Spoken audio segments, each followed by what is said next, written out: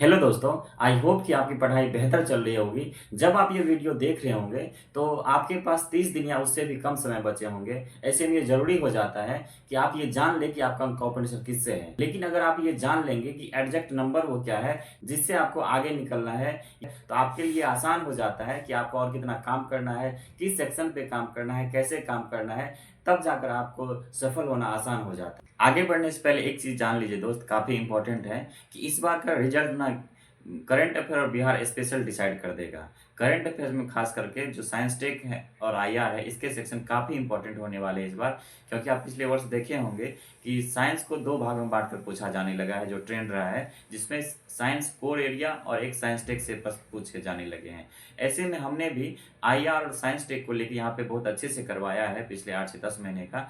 आप चाहें तो वहाँ से देख सकते हैं, वो काफ़ी आपको हेल्प करेगा और वहाँ से निश्चित रूप से प्रश्न बनेंगे प्रत्यक्ष या अप्रत्यक्ष रूप से, जो आपके रिजल्ट को काफ़ी हद तक डिसाइड करेगा। बहुत सारे एस्पिरेंट ऐसे हैं जो इस बात से परेशान है कि वो बहुत सारे मेहनत करने के बाद अगर प्रीलिम्स क्लियर कर लेते हैं, जो कि अभी कुछ दिन से ही प्रिपरेशन कर रहे हैं और उनको पूरा यकीन है कि वो प्रीलिम्स क्लियर कर पाएंगे, तो क्या प्रीलिम्स के बाद 3 महीने जो हमारे पास समय बचता है मेंस के लिए, तो क्या वो मेंस क्लियर कर सकते हैं? आप इस बात के लिए निश्चिंत रहिए कि जो भी आपको समय दिए जाएंगे 3 से 4 महीना, उसमें आप निश्चित रूप से उतने प्रिपरेशन ज़रूर कर पाएँगे जिससे कि आपका प्रीलिम्स क्लियर होगा। दोस्त, उसके लिए अभी मत सोचिए, अभी केवल और केवल प्रीलिम्स पे फोकस करिए कि प्रीलिम्स के बाद आपको पर्याप्त समय मिलते हैं मेंस के प्रिपरेशन के लिए, उसके रिवीजन के लिए, आंसर राइटिंग के लिए।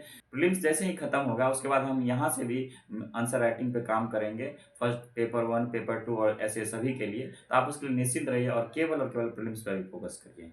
आने वाले समय में आपके सामने ऐसे नंबर पेश किए जाएँगे, ऐसे नंबर आपको दिखाया जाएंगे जैसे कि 200, 400, 500, 100 ऐसे नंबर दिखाए जाएँगे, जिसमें ये बताया जाएगा कि आपको इतने लोगों को पीछे करना है। लेकिन जब हम आपसे ये बोले कि नहीं, आपका कॉम्पिटिशन केवल और केवल 1 लोगों से है, तो शायद आप चौंक जाएँगे, लेकिन ये बात सच है दोस्तों। आपका कॉम्पिटिशन केवल 1 लोगों से है और वो केवल आप हैं।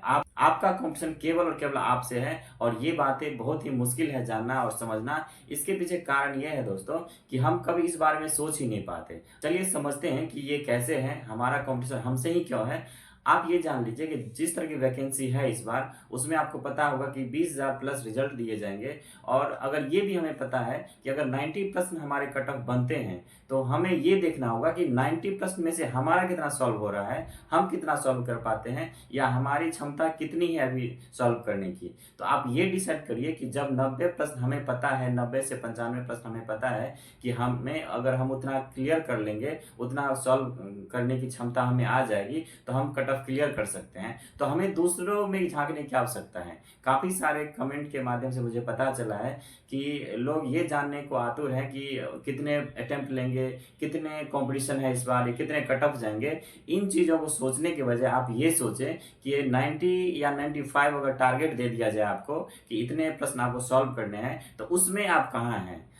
आप ये देखिए कि आप 90 या 95 प्रश्न बनाने के लायक है या नहीं है, आपको उसमें क्या करना है। तो आप उन चीज़ों को देखे बिना, उतने नंबर को देखे बिना, आप केवल ये सोचिए, अगर आपके 150 प्रश्न दे दिए जाते हैं, तो उसमें आप कितना प्रश्न सॉल्व कर पाते हैं। आपको इन चीज़ों पे ध्यान केंद्रित करना है कि हमें दूसरों के बारे में पता नहीं है कि वो कितना इंटेलिजेंट है, उनको कितना आता है, कितना नहीं आता है। तो हम दूसरे में झाँकने के बजाय, दूसरे को क्या आता है, क्या नहीं आता है, इसके बजाय हम खुद के अंदर झाँके, क्योंकि कॉम्पिटिशन दोस्त अपने से ही है। हमें पता है कि हमारा 40 प्रश्न बन रहे हैं, 50 प्रश्न बन रहे हैं या 80 प्रश्न बन रहे हैं, तो हमें कितने और बढ़ाने की आवश्यकता है। अगर आप खुद की क्षमताओं को आंकेंगे, तो अभी जितना भी टाइम है, उसमें आप अपने आप को एनहांस कर सकते हैं। आप अपने जो सॉल्व करने की क्षमता है प्रश्नों को, उसको आप बढ़ा सकते हैं। तो आप खुद पे केंद्रित होइए, खुद को जाँचिए, खुद को परखिए कि आप कितना कर पाने के काबिल है अभी और आपको कितने करने की आवश्यकता है। दोस्त, फिर से कह रहा हूँ कि कॉम्पिटिशन केवल और केवल खुद से ही है, किसी और से नहीं है। ये बात आप हमेशा याद रखिए। एक चीज़ और आपको बता दूँ कि पिछले 2-3 बैच से आप देख रहे होंगे कि 300-400 के आस-पास वैकेंसी आ रही है। अगर 2-3 बैच के कंप्लीट सिलेक्टेड लोग भी अगर फॉर्म फिल किए होंगे और उनको एग्ज़ाम देना होगा, तो भी 1000 से ज़्यादा संख्या नहीं होती और वो सभी सफल हो जाते हैं। फिर भी वो 1000 ही सीट ले पाएँगे। उसके बाद भी हमारे पास 19,000 सीटें बचती हैं और आप ये जान लीजिए कि हमारा कॉम्पिटिशन कितना कम है। दोस्त, कॉम्पिटिशन इस बार नहीं है भी तो बहुत ही आसान है, इसलिए आप घबराइए नहीं। अगर आप घबरा जाएँगे, तो आप पीछे रह जाएँगे। इस बार हिम्मत की बात है, पेशेंस की बात है। जितना आपको आता है, अभी तक आपने जितना सीखा है, उन सभी तथ्यों का, उन सभी कॉन्सेप्ट का इस एग्ज़ाम में आप उपयोग करिए, उसका प्रयोग करिए, सीखने की क्षमता डेवलप करिए, प्रश्नों को बनाने का, सॉल्व करने का क्षमता डेवलप कीजिए। आपका रिज़ल्ट वहीं से होगा। बहुत ज़्यादा पढ़ने के चक्कर में मत पड़िए। बहुत जैसे ही पढ़ने के चक्कर में पड़ेंगे, आपका हौच-पौच हो जाएगा, रिवीज़न नहीं होगा और आपके प्रश्न सॉल्व नहीं होंगे। इस बार सबसे बड़ा खेल जो है दोस्त, केवल और केवल प्रश्न सॉल्व करने की है। अगर आप प्रश्न सॉल्व करना सीख जाएँगे, तो आपका सिलेक्शन निश्चित रूप से होगा, आपका प्रीलिम्स निश्चित रूप से क्लियर होगा। अगर आपके मार्क्स कम आ रहे हैं, तो आप रिवीजन पे अधिक फोकस करिए, मॉक टेस्ट को सॉल्व करिए। आप एक चीज़ याद रखिए, जो हमारे करंट अफेयर और बिहार स्पेशल है, उससे लगभग 50 या उससे प्रश्न बनने की प्रबल संभावना है। तो आप ये देखिए उसमें आप कितना कर पाते हैं। इन चीज़ों के आधार पे खुद को परखिए, खुद को समझिए कि आप कितना कर पाते हैं।